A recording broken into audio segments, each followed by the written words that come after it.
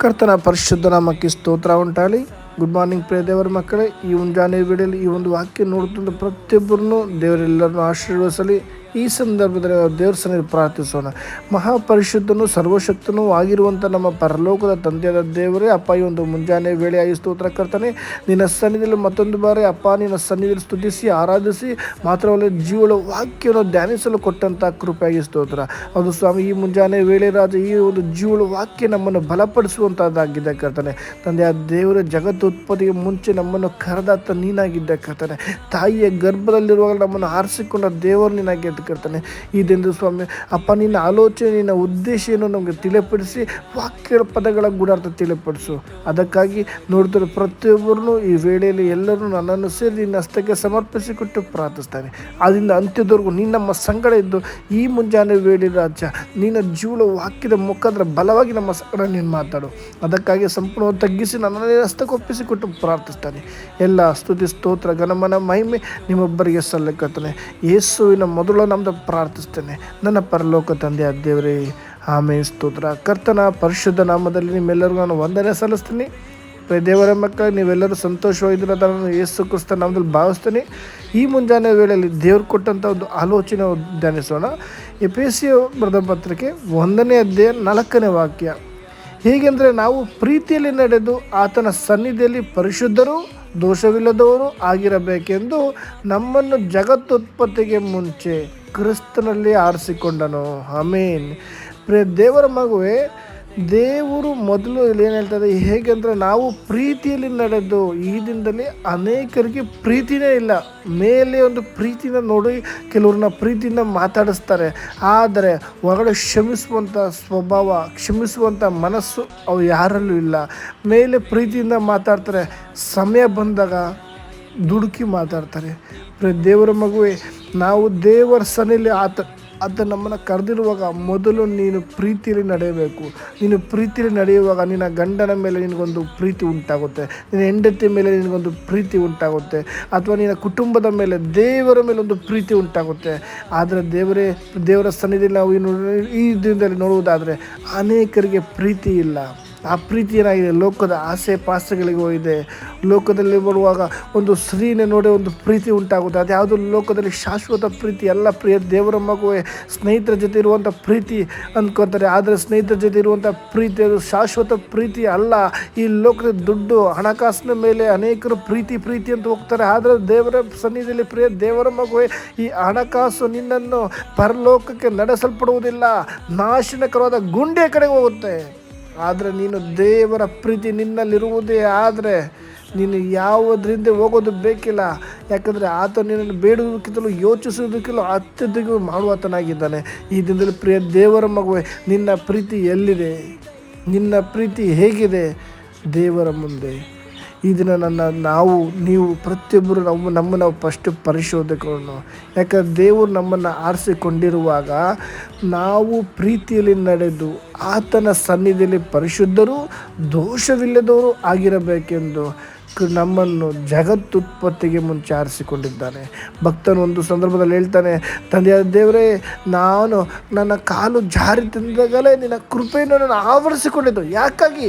ನೀನು ಎಷ್ಟೋ ಸಂದರ್ಭದಲ್ಲಿ ಬಿದ್ದೋಗುವಂಥ ಸಂದರ್ಭದಲ್ಲಿ, ಸೋತು ಹೋಗುವಂಥ ಸಂದರ್ಭದಲ್ಲಿ ಆತ ನಿನ್ನನ್ನು ಬಲಪಡಿಸಿದ್ದಾನಲ್ವಾ? ಆದರೆ ದೇವರ ಪ್ರೀತಿ ನೀನು ಮರ್ತೋಗಿದ್ದೆ. ಈ ದಿನದಲ್ಲಿ ಎಲ್ಲರೂ ಕೈ ಬಿಟ್ಟಂಥ ಪರಿಸ್ಥಿತಿಯಲ್ಲಿ, ಎಲ್ಲರೂ ತುಚ್ಚಿ ಅಂತ ತಳ್ಳಿದಂಥ ಪರಿಸ್ಥಿತಿಯಲ್ಲಿ ಆತ ನಿನ್ನನ್ನು ನಡೆಸಿದನಲ್ವಾ? ಆದರೆ ದೇವರ ಪ್ರೀತಿ ಇದನ್ನು ನೀವು ಮರ್ತೋಗಿದ್ದೀರ. ಎಲ್ಲರೂ ನಿನ್ನನ್ನು ದೋಷಿ ಆಗಬೇಕು, ನೀನು ಪಾಪಿ ಆಗಬೇಕು, ದೇವರ ಸನ್ನಿಧಿ ಶತ್ರುವಾದ ನೀನು ನಿಲ್ಲಬಾರ್ದು ಅಂತ ಎಷ್ಟೋ ಸಂದರ್ಭದಲ್ಲಿ ಬೀಳಿಸುವಂಥ ಸಂದರ್ಭ ಬಂದರೂ ಸಹ ಆತನು ನಿನ್ನನ್ನು ಪ್ರೀತಿಯಲ್ಲಿ ನಡೆಸಿಲ್ವಾ?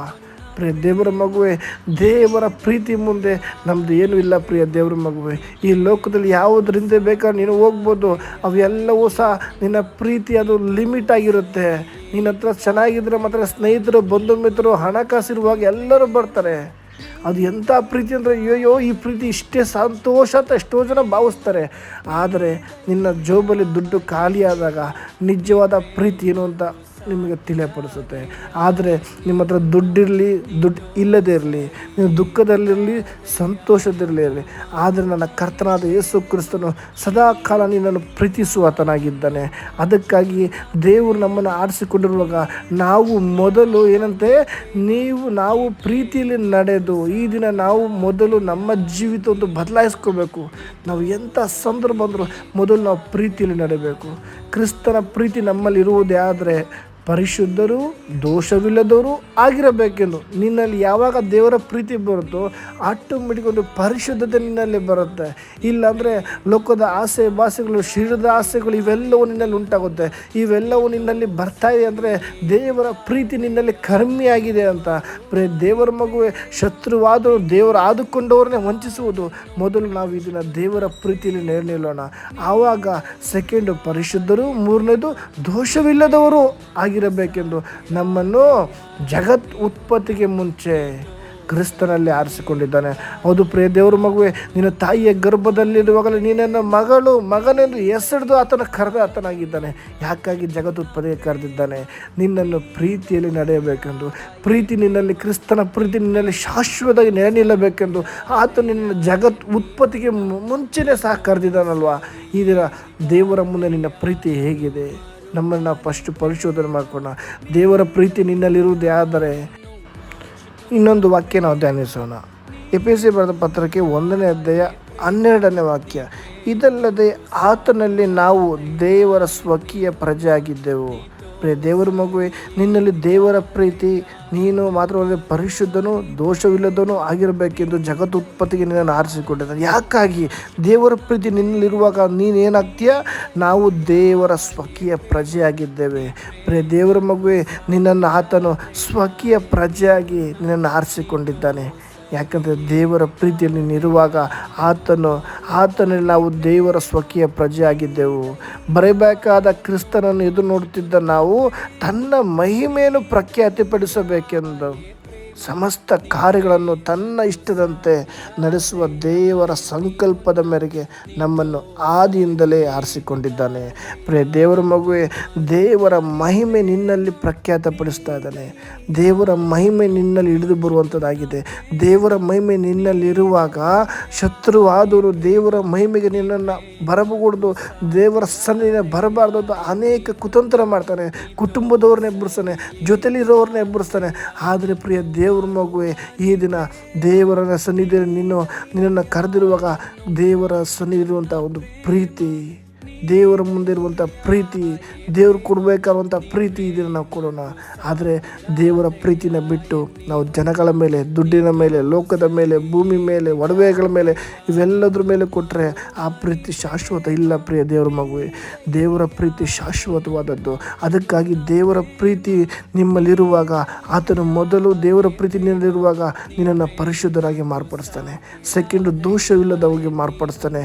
ಇವೆಲ್ಲವೂ ಮಾರ್ಪಡಿಸಿ ಜಗತ್ತು ಉತ್ಪತ್ತಿಗೆ ಮುಂಚೆ ನಿನ್ನನ್ನು ಕ್ರಿಸ್ತನಲ್ಲಿ ಆರಿಸಿಕೊಂಡಿದ್ದಾನೆ. ಯಾಕಂದರೆ ಕ್ರಿಸ್ತನ ಪ್ರೀತಿ ನಿನ್ನಲ್ಲಿ ನೆಲೆಯಲ್ಲಿರಬೇಕು ಅಂತ. ಕ್ರಿಸ್ತನ ಪ್ರೀತಿ ನಿನ್ನ ನಿಂತಿರುವಾಗ ನೀನು ಏನಾಗಿರ್ತೇಳೋ? ದೇವರ ಸ್ವಕೀಯ ಪ್ರಜೆಯಾಗಿರ್ತೀಯ. ಮಾತ್ರವಲ್ಲದೆ ನಿನ್ನ ಮುಖಾಂತರ ದೇವರ ಮಹಿಮೆ ಪ್ರಖ್ಯಾತಪಡಿಸುತ್ತದೆ. ಅದಕ್ಕಾಗಿ ಆತನು ತನ್ನ ಸಂಕಲ್ಪದ ಮೇರೆಗೆ ಜಗತ್ತು ಉತ್ಪತ್ತಿಗೆ ಮುಂಚೆ ಆದಿಯಲ್ಲೇ ನಮ್ಮನ್ನು ಆರಿಸಿಕೊಂಡಿದ್ದಾನೆ. ಪ್ರಿಯ ದೇವರ ಮಗುವೆ, ನಾವೆಷ್ಟೋ ಸಂದರ್ಭದಲ್ಲಿ ದೇವರೇ ನನ್ನನ್ನು ಯಾಕೆ ಆಕರ್ಷಿಕೊಂಡೆ, ನನ್ನನ್ನು ಯಾಕೆ ಬಿಡಿಸ್ದೆ, ನನ್ನ ಯಾಕೆ ಕಾಪಾಡಿದೆ? ನಿನ್ನನ್ನು ದೇವರು ಆದಿಯಲ್ಲೇ ನಿನ್ನ ಮೇಲೊಂದು ಉದ್ದೇಶ ಇಟ್ಟು ದೇವರ ಮಹಿಮೆಯಲ್ಲಿ ಪ್ರಕಟಪಡಿಸುವುದಕ್ಕೋಸ್ಕರ ನಮ್ಮನ್ನು ಆದಿಯಲ್ಲೇ ಆರಿಸಿಕೊಂಡಿದ್ದಾನೆ. ಜಗತ್ ಉತ್ಪತ್ತಿಯ ಮುಂಚೆ ಕ್ರಿಸ್ತನಲ್ಲಿ ನಮ್ಮನ್ನು ಆರಿಸಿಕೊಂಡಿದ್ದಾನೆ. ಯಾಕಾಗಿ?